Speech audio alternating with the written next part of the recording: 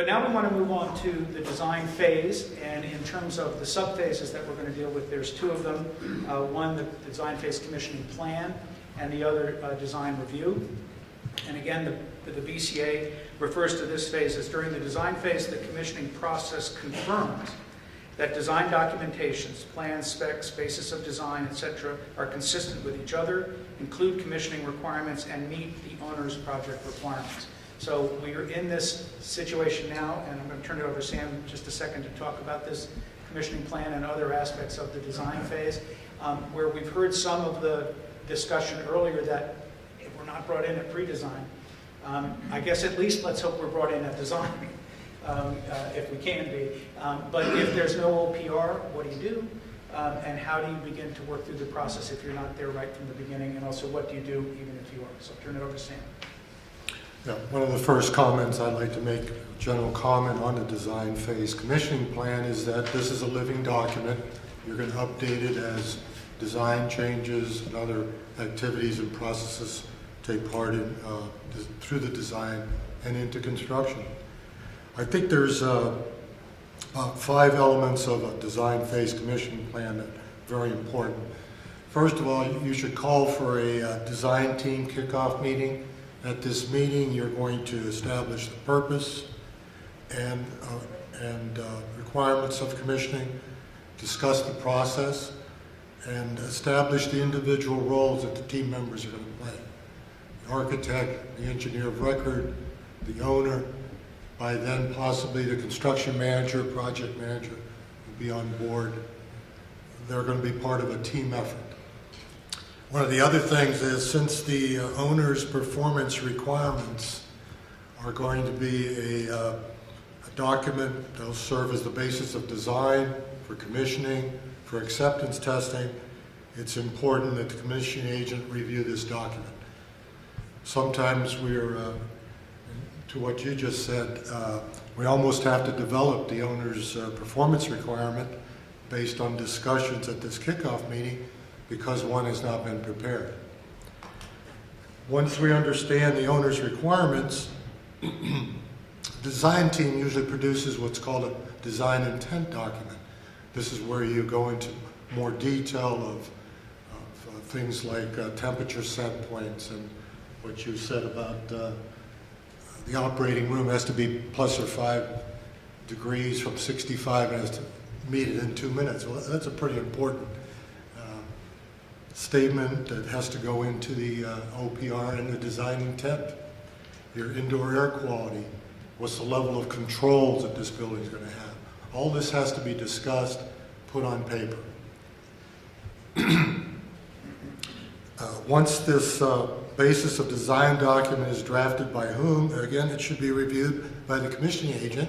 He's using this document for the basis of his pre-functional, functional, whatever you want to call them, acceptance testing. As a minimum, I'd like to see at least a 50% bid documents review by the commissioning agent. At that time, you should probably have a good draft of the commissioning plan for construction. You should be talking about the commissioning specs for both the upfront sections and the individual technical sections. I'd like to see an emphasis on coordination of these requirements with the various trades. There should be commissioning language for the controls, the testing and balancing, the mechanical contractor, these types. At the 50% plan, you're also looking at basic layouts, maybe some piping risers, etc. You may not have sized them, but in general, you should be looking that these meet standards. There should be some details there, standard details, possibly some equipment schedules that you can look at. Make sure the energy efficiencies are on them. And again, these are to be looked at the 95%. I see the 95% as the last chance for the commissioning agent and other design reviews to go over the drawings, make sure they're complete, final commissioning specs, supplemental commissioning language in the front for the general contractor, or whoever's responsible for the subcontractors. And finally, I'd like language in the commissioning plan and in the specs that the commissioning provider should assist during the bidding process. In particular, explaining to the bidders the requirements for commissioning, why commissioning is important in the commissioning process, so they can adequately bid in their fees allowance for this process, because they're going to be heavily involved in the startup, functional testing, and acceptance testing of the systems. So that's my 2 cents on what should be in a design phase commissioning plan. Anybody else want to comment? I like to use analogies, but I always tell my rookies or my junior engineers that the commission plan is almost like a cookbook. You know, it's going to tell you the ingredients, right, who the players are.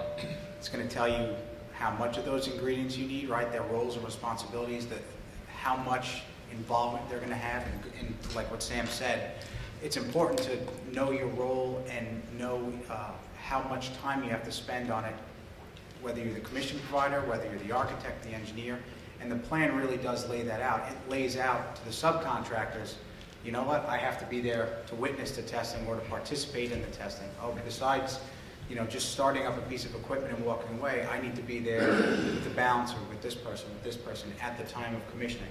So it gives you not only the, you know, the ingredients, the players, and how much they'll be needed as far as roles and responsibilities. It also then tells you the steps. Right? A good commissioning plan will say, first you do this, first you do that, then this comes along. This way, anyone can pick up that living document throughout the process, open it up and say, all right, my role is X. I go to the chart, or I go to whatever the documentation says.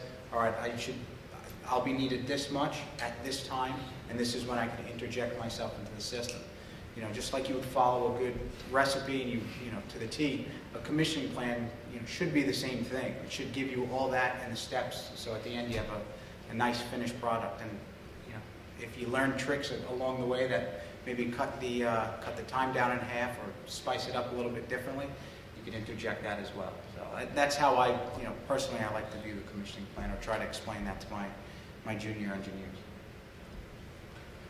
And that kickoff meeting that Sam mentioned is very critical. You could put together a plan, you could distribute it, you could have the owner say this is how it's going to be, but having the group around the table and the commissioning authority explaining to each person and the roles and responsibilities is really the best way to get things done. A lot of times people don't want to have the kickoff meeting. They think it might be too early in the process, but I think it can never be too early. We don't have to be spending a lot of time on there, but at least let's get all the key players together and say this is what you would expect down the road.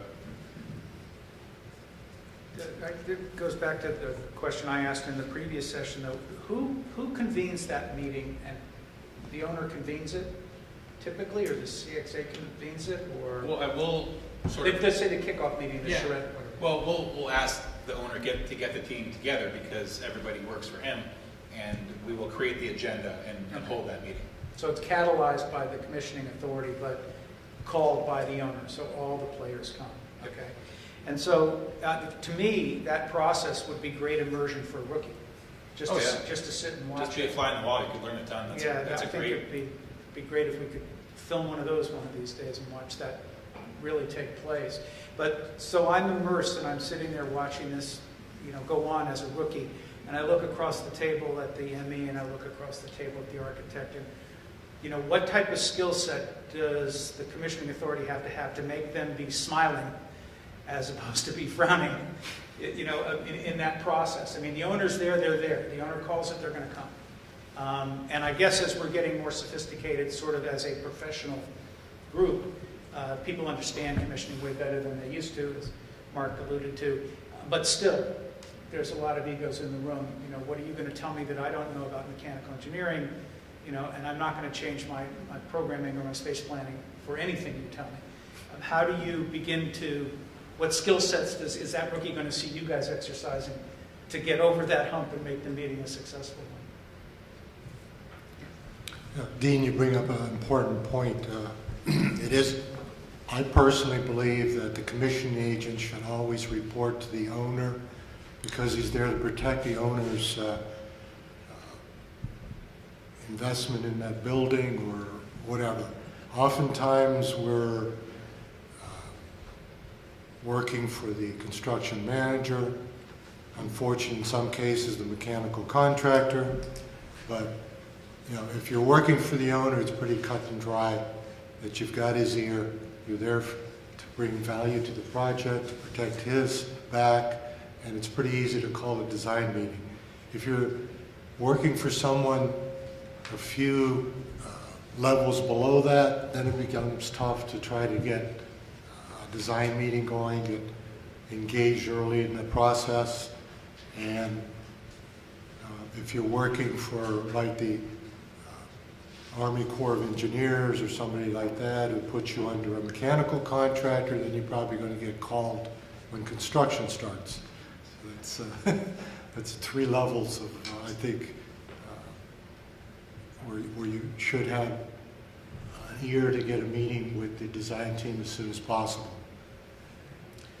Yeah, I think there's a couple of things to keep in mind when you're having this initial kickoff meeting. I think you need, as the commissioning authority, you need to really keep the project team focused on what the goal is, and I think you're all, everybody around the table is really trying to get, a building built on time, kind of on budget, and one that works and meets the performance goals and expectations of the owner. So, if you keep things focused on that, that's an important aspect that we're all working towards the same goal. Second thing is you need to understand what your role is as the commissioning authority, and I think where we see potentials for conflict is where the commissioning authority is kind of overstepping their bounds and doing things that really isn't in their role and responsibility. As the commissioning authority, you're reviewing the design, you're making recommendations and observations, but at the end of the day,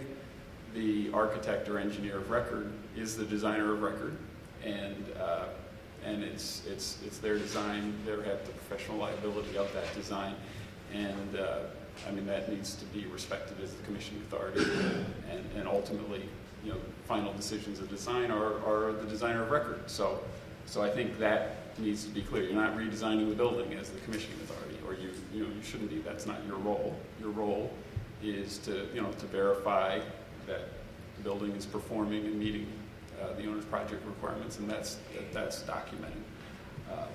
I think from a construction standpoint, your goal is really needs to be, and it needs to be communicated. Your goal is not to catch contractors making a mistake. Your goal is to help them get it right the first time. And I think if you're able to kind of communicate that and put strategies and tools and systems in place to help them do that, that's a much more successful process than just going out and finding mistakes and being a policeman. And so I think, the industry has evolved a lot over the years, and kind of moving from much more of a proactive role from a after the fact kind of finding issues. So.